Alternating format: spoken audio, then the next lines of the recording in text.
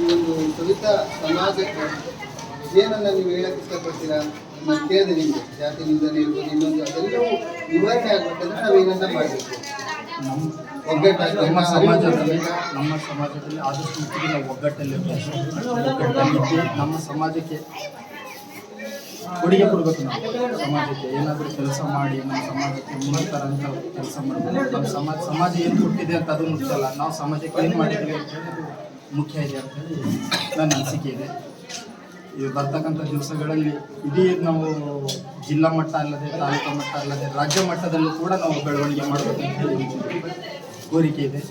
Shivakumar sir ಅವರ ದೊಡ್ಡ ಒಂದು ಸಂದೇಶವನ್ನು ಕೊಟ್ಟಿರ್ತಾರೆ.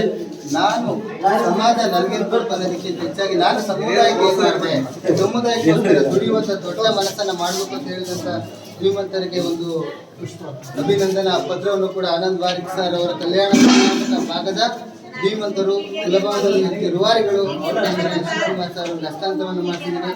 ಎಲ್ಲ ಹಿರಿಯರು ಕಿರಿಯರು ಪುಷ್ಪ ನಮನವನ್ನು ಮಾಡಿ ಕುಲಬಾಂಧವರಿಗೆ ತಂಡದ